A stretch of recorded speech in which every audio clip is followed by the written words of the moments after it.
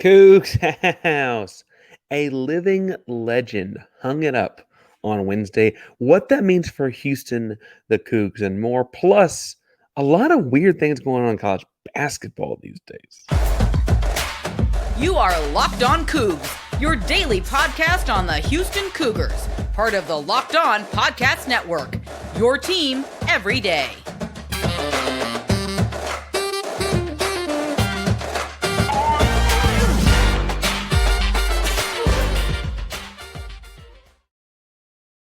Welcome to Locked On Coogs, the daily podcast about your Houston Cougars. I'm your host, Houston-born teacher and coach Parker Ainsworth, here to break down all things Cougs. If you're a U of H fan or just a hater who came to stop by, please be sure to subscribe down below. That way you can listen to Cougs in your newsfeed each and every day. We appreciate you making Locked On Cougs your first listen of the day. If you found us on YouTube, welcome back to the YouTube channel. It is so good to see you again. Remember to subscribe, like, and comment the video to help us get to that next 250 marker. We're giving something away every 250 subscribers. The next one is 2,000. That's a big one. We're getting close. Hit subscribe. Help us get there. Like and comment the video. Let us know in the contest. If you don't know what to say after this episode about a bunch of different topics, just kind of top spinning, you don't know what to talk about, tell us in the comments what kind of noodle you like in your pasta. Penne, linguine, something funkier. I don't know. What kind of noodle you like in pasta? All right. Today's episode is going to be looking at a couple different things. First and foremost, the big news of college sports, of all sports, really, on Wednesday was that retirement of Nick Saban. And that does impact Houston. We'll talk about that a little bit and what could be happening there. We also are going to try and get to the bottom of the second segment of what is happening across college basketball as a bunch of chaos seems to continue to be happening in the AP Top 25. Makes you feel good it's not just Houston, but of course, there's more to it. And then last but not least, in the final segment, we're going to do some TCU prep on the early side. Talk about why when we get there. Houston heads to Fort Worth to play TCU this weekend on Saturday. So we got to make sure we get ready for that one. But first, let's talk some about Nick Saban and that retirement. We should point out that, first of all, we hope that this is all for just needing to step away because it's just time, right? Nothing too crazy outside of that. Obviously, there will always be rumors on social media about a bunch of other different reasons and what have you, and those can get up and down. But we hope that this is obviously it's just time, right? Every coach runs into that at some point. I think what's fascinating about Nick Saban as a guy that coaches sports at the high school level and admires coaches that coach the college level and beyond, and the occasional high school coach I guess I admire sometimes, but Nick Saban's one of the few people in sports I think is a universal greatest of all time, right? Like in the NBA, there's the Jordan, LeBron, Kareem sometimes debate, right? In football, you'll talk Brady and Montana, or you'll start talking about different positions because the quarterback thing and different linebackers and eras of football and how you measure it when people used to just run the ball and different rules. Baseball, there's the steroid era, but also like if you picked up Babe Ruth and put him in a post-integration world, what's baseball look like and things like that? Or do you go with someone more modern? What do you do with baseball and the way the game has changed, how they play it? But on the whole, in coaching football, in college football specifically, which is a different game, it's Nick Saban. And there's there's Bear Bryant kind of second, and that's a big gap. And there's another big gap after that, right? Like there's not. I'm a yeoman person, right? Obviously, you can talk about that and the longevity and the Southwest Conference and stuff like that in Houston. But as far as the greatest of all time, there's not a whole lot of other discussions outside of Nick Saban. It's Nick Saban and then everyone else you want to talk about at 2, 3, 4, 5, etc. Right? That's incredibly unique in sports, right? Even this thing that we think has a tangible, quantifiable win-loss record that keeps score, we still have trouble coming to a true GOAT like that. And he did. And I think what's interesting in this is that, the stat that sticks out is obviously the one circulating right now is in his 15 years in college football, at 15 years at Alabama, I should say, he had 44 first-round picks and just 29 losses. Now, the way this impacts Houston, getting off that soapbox, is very simple. First, Houston is thanking their lucky stars that they already signed head coach Willie Fritz and got that out of the way because, well, it wouldn't have directly impacted Houston in the most direct sense. They weren't necessarily going to steal a coach that Houston had on staff to be their head coach. They weren't coming for Dana, right? That's funny. That would be that if he ended up on Alabama staff. They necessarily probably weren't even from a dollars and cents perspective looking at the same coaches. The early list of candidates are Sarkisian, Kiffin. Do you pull someone out of the NFL ranks, etc.? Those guys are all going for a lot more dollars than Houston was going to throw at a college football coach. However, the ripple effect that would have taken had Houston not made their hire already absolutely would have impacted Houston because, say they hired Sarkisian out of the University of Texas, Austin, right? And then Texas is looking for a coach. Who does Texas look for? Then they're looking at the same kinds of reach and the same kinds of coaches. The ripple effect would have absolutely slowed down what Houston's doing. Instead, Houston found their guy. I like the guy a lot. They got him early. They got him sealed down as soon as they could get a hold of him. That's important. That's the way I guess this could have impacted Houston, I guess, is that theoretically the ripple effect of the Nick Saban retirement and replacing him at Alabama and so on, would have bled into our own coaching search because we would have been wanting to see who's available where. Or if they took Lanning from Oregon, who off that Oregon staff is now available, right? Those kinds of questions would have been important for Houston in that moment, is that Houston has built their coaching staff for the football program and done a very good job, I would argue, of it. Now, in a more tangible, realistic, this is impacting, not could have impacted the Houston Cougars football program. That Alabama roster is really, really talented. And those kids signed up to play for the greatest college football coach of all time. What are they going to do when they have someone new? What are they going to do when they have someone different? What does that program look like presently? As in the season that just wrapped up, their roster had 3 Houston area kids. Jaden Roberts, he's a redshirt sophomore. He's a 6'5", 315-pound offensive lineman from North Shore. Terrence Howard's a DB from Missouri City. He was a freshman. I don't know if he got a redshirt year or not, but he was a freshman from Missouri City, Ridgepoint. And then obviously the starting quarterback, Jalen Milrose from Katy Tompkins, right? They had a total of 11 players in the roster, scholarship players from the state of Texas. Presently, only one of those 11 is in the transfer portal. We saw their highest of high-end recruits in the 2024 class decommit immediately following the Saban decision. It is not a very big jump, leap, skip, etc., even millimeter scoot to look at that this is going to impact everyone on that roster. Where do all those guys want to go play? Do any of those kids, Jaden Roberts, Terrence Howard, want to come back to Houston? Right? Do any of those kids in Texas want to come back to Texas? Do any of those kids from Louisiana area want to come back this way, closer to the bayou, right? What does that look like? Currently, in their 2024 class, Alabama only has 2 state of Texas kids signed. But, again, the ripple effect of this will be interesting to watch and pay attention to as Houston builds a roster for Willie Fritz and the new era. Going to be interesting to see. I'm excited to watch it happen. But tangibly, this will reverberate across college football. We know that Alabama has hit the Houston area hard before.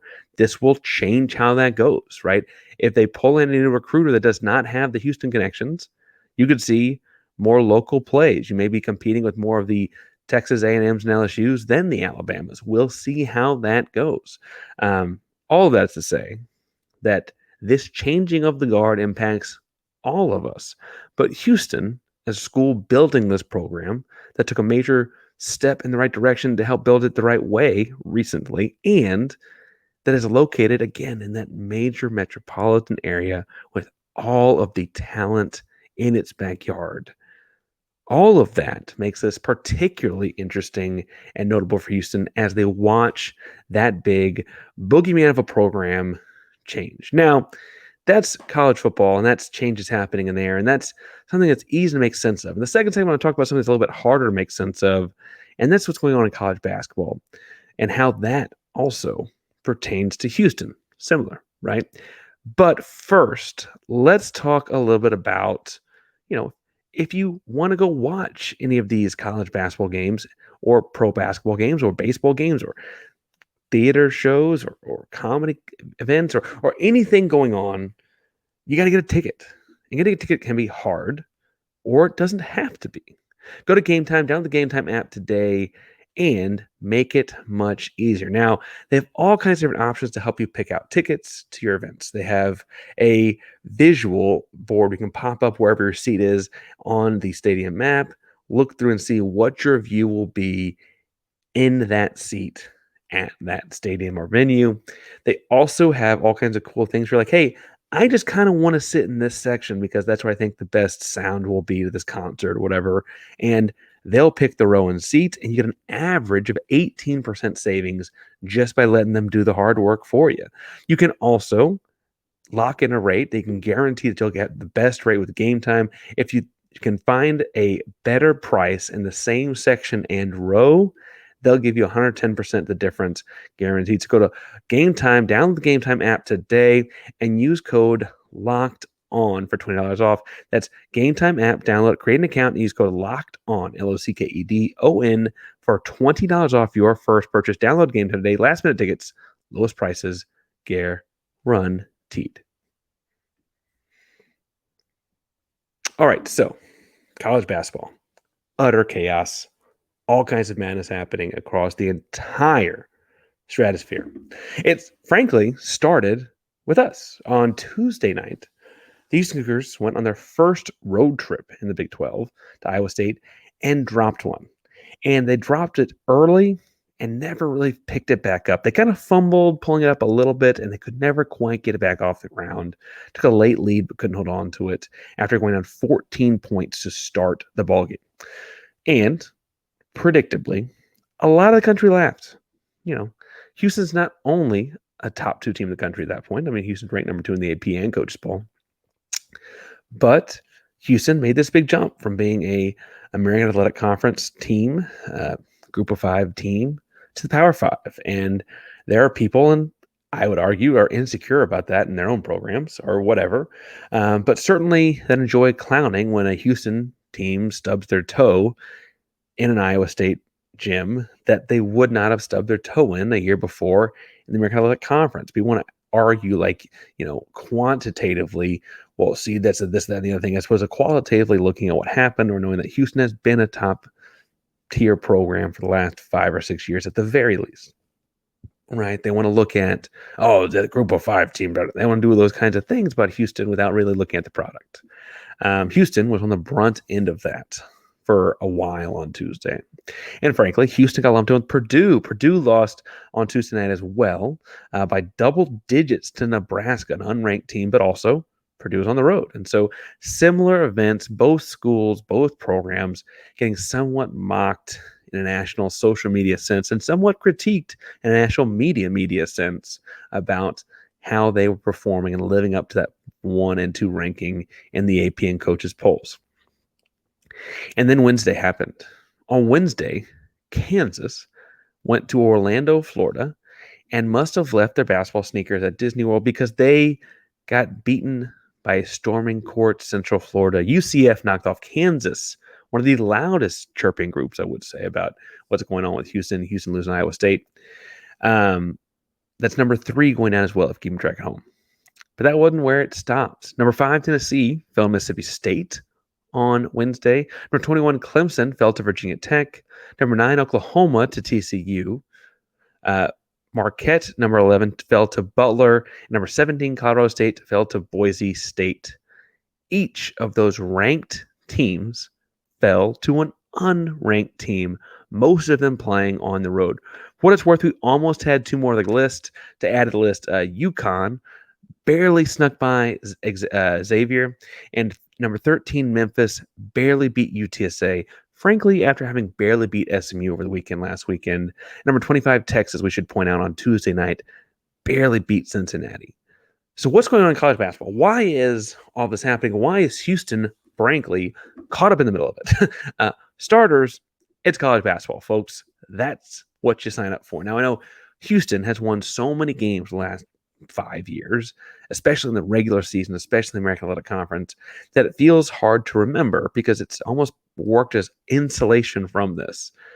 But every year in college basketball, especially these Power 5 conferences, you have teams that take losses in January on the chin, like Houston did against Iowa State, that kind of serve as a wake-up call because it's super, super natural. You have a college kid, team of college kids playing basketball. They go over winter break, get to isolate themselves from those online classes, whatever, because they're focused just on basketball, even more so than the day-to-day lives are. But moreover, you typically will have those big-time non-conference matchups that kids have circled on their calendars, frankly, often from the time they commit, right?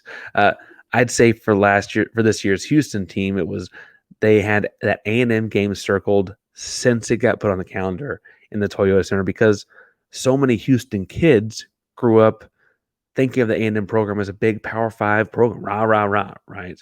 They had the Charleston Classic circles as a non-conference tournament to go win. It's great practice and tournament play. Going to play some other Power Conference teams. So some great talent in a school like Dayton.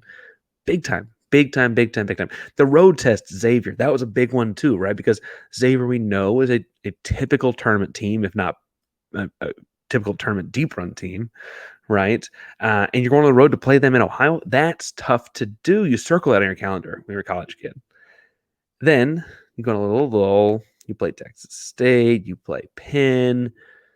You got to join the conference. You got to play conference games in January. And then you look at the conference and honestly, like all of these other teams we've mentioned, Purdue, Kansas, Tennessee, Clemson, Oklahoma, Colorado State, each of these teams loses to an unranked team that is in conference, right? Now, they lose to an unranked conference team because I would argue it's sandwiched between the start of conference play, like West Virginia for Houston, and these big games you circle, right? It almost functions like a trap game in football. You're excited, you're amped, you're ready to go in that first conference game. Houston blew the doors off of West Virginia, and I'm telling you that West Virginia team is going to upset people this season. That Raekwon Battle dude can hoop, right? Texas blew their doors, or Houston blew their doors off. Texas barely beat Cincinnati. That's on my note sheet right here, right? Texas lost to Tech, actually, for what it's worth. That's Tech circling the things on their sheet of paper. You then have Houston getting ready for TCU road trip. They got to play Texas and Kansas in the same week of the season, right? They got Big 12 games on the mind. They're feeling good about things. They got to turn around in just a couple days, go from the ups and highs of that very first conference game on Saturday to then turn around, go to the frozen tundra that is Ames, Iowa, and play Iowa State on a Tuesday. Frankly, with wind advisories in both Houston and Ames, it sounds like it was a very difficult trip. They got back at 3 a.m. on Wednesday, right?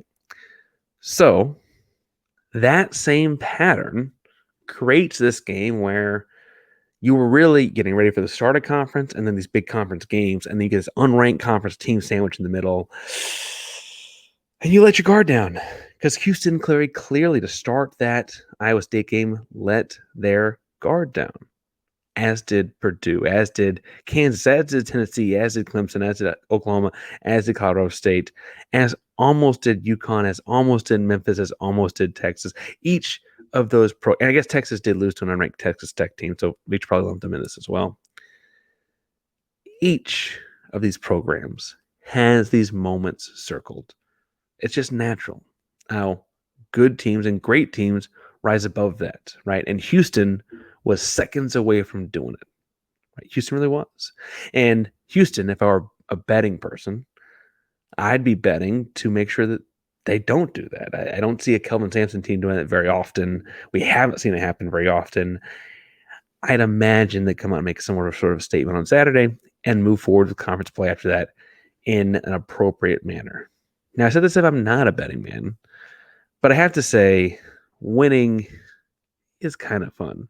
And with our buddies at FanDuel, you don't even really have to win to have the fun because this regular season has all wrapped up for pro football, for the Pro Football League, that is the NFL, I should say. And you can get on the action even though the regular season's over with FanDuel, America's #1 sports, because right now New customers get $150 back in bonus bets guaranteed when you place a $5 bet. That's correct. You just have to place a $5 bet and get $150 back in bonus bets this weekend for Super Wild Card Weekend. They have the Houston Texans at a 2.5-point dog at home. And I think that's bogus. And I think you should go make sure you take advantage of that being bogus by going to FanDuel.com/locked on and make your first bet a layup. They have all kinds of other cool parlays and things like that as well, individual player props and stuff. So go check it all out. FanDuel.com/locked on and make that first bet again a layup.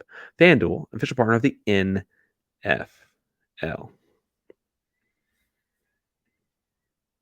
All right, so TCU. Now, I said at the top of the show that we're going to preview someone TCU today a little bit early because tomorrow's episode, we're actually going to do a crossover with Steven. Steven's a good dude. He hosts Locked On Horned Frogs. We're going to talk about the basketball matchup and, frankly, the exciting year TCU's had. I want to hear some about him from them. I want to hear what his perspective on their dudes are as I give them my perspective on our dudes. And then hopefully the product is that on Friday you get a nice, complimentary piece as to how both programs will be interacting with each other on Saturday. Now, Fort Worth is just a hop, skip, and a jump from Houston. I'd imagine there's a handful of fans there, but I'd also point out that TCU is feeling really good about this program. It's going to be a tough gym to play in for sure.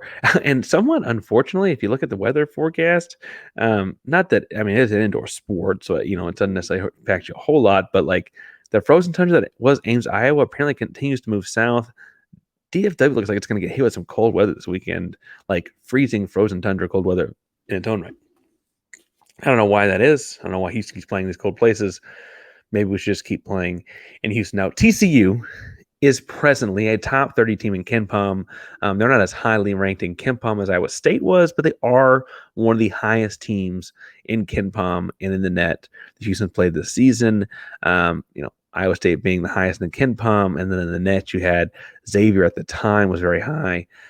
So those kinds of things on the road. I should point out both road games are impressive. Now, I was impressed in watching the Kansas and TCU game and then a little bit of the Oklahoma and TCU game at how fast TCU plays. TCU plays very, very fast basketball and offense. And then I was, somewhat felt confirmation bias, or it was nice to see the confirmation when I looked at the statistics that TCU uses the fourth least time on the shot clock. They say that they are typically getting a shot off in less than 15 seconds, which would make them the fourth fastest paced offense in all of college basketball. It's not quite the 7 seconds or less Phoenix Suns if you're a basketball historian, where they're just coming down and jacking, but their offensive actions, the things they do to score the basketball, usually pretty quick. It's usually a screen here, a pass there. It's not a whole lot of deep, complex motion offense. This is not your mom and dad's Princeton, right? This is not that kind of an offense by any measure. Now, lots of twos come out of this offense. They do a lot of big focus on hitting the paint and getting downhill and driving to the rim in this offense. More than 70% of the field goals are 2-point field goals, which is interesting because they have this very modern approach where they shoot very quickly, but they're getting to the rim and hitting some mid-range shots as opposed to the more modern approach to hit three-pointers. So back and forth there is interesting. They have guys that do shoot a good percentage from three. They just don't have very many attempts to indicate that like they're a consistent threat. They're a volume threat from out there. They got a handful of guys. I think the most impressive athlete in the gym for them is a guy named Micah Peavy. He's a 6'8" forward, strong finisher. They trust him a lot with the ball in his hands, does inside stuff, does outside stuff. Micah Peavy's the real deal. He might be a pro. I would like to talk to some NBA draft guys about what they think about that Peavy's game. Because it's interesting to watch. He's not like a Jarris Walker inside-outside kind of threat by any stretch, but he's very, very good. And frankly, a very tough matchup because of that, right? Similarly, they have 6'7" forward Emmanuel Miller, who's an important part of their offense. He shoots the ball pretty well from outside, but again, not crazy high volume. The guy that makes the whole thing go is Jameer Nelson Jr. at the guard spot. He's like a 6'2" guard. Calling him a point guard feels like it sells his scoring short. but he does help orchestrate the offense a lot. So maybe you should call him point guard. Maybe you should call him a combo guard, whatever you call him. He's really good at basketball. He'll probably draw the Jamal Shed matchup, but I digress. We'll talk more about that on Friday with Steven about what kind of things to expect out of their starting lineup and matchups and those kinds of things. A potential problem for Houston, I would have said before the Iowa State game, but having seen how well I thought Javier Francis played in that game, I'm going to go and say might not be, is they got a big kid named Uday inside.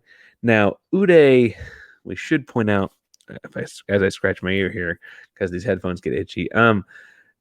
Uday is 6'11", listed at 250, but Ernest Uday Jr. looks every bit of 7 foot and looks every bit of 275 plus pounds. This dude is a big dude.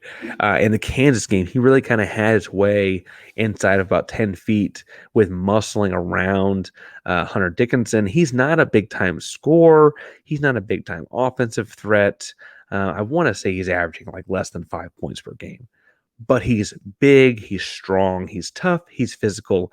And I would argue, after watching him play against Hunter Dickinson and watching him play against Oklahoma, I'd argue that he's smart. He uses his body really well inside to kind of change up shots and options. Now, Houston's aggressive version of Javier Francis they've had for a couple games now, I think, is their best way to negate that, because if Francis is being aggressive, it means he can't come off the help side to help to defend the rim as much. It also means that when he does, that they'll punish him for it by dropping it off behind him to Francis, right? And those kinds of things. I also think Francis being able to like muscle him up on the other end will be important.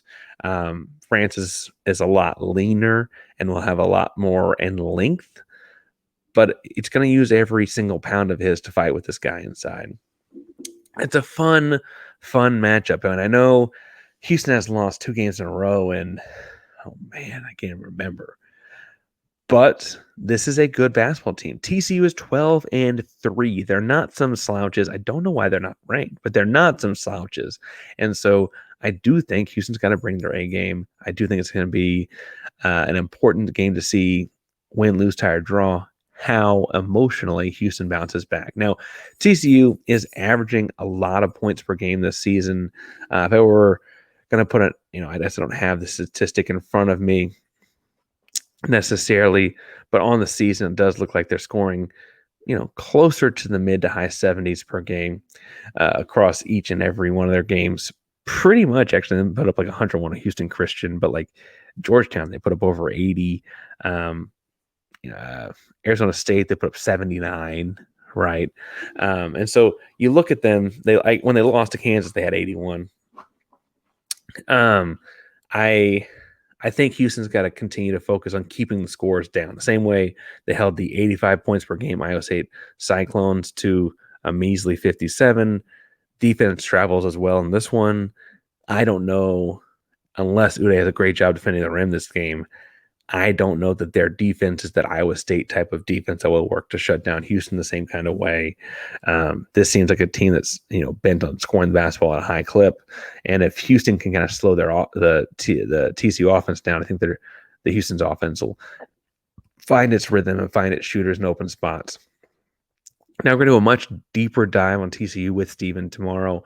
So any questions you got for that one, or any comments you have about college basketball or about Saban as well, make sure you drop them in the comments down below. That way we can get back to you and formulate that into the content we make for you each and every day here. And we appreciate you making Locked On Coogs your first listen of the day. For a second listen, go check out Locked On College Basketball. They talk about all things college hoops each and every day. So make sure you check out what Andy and I have got going.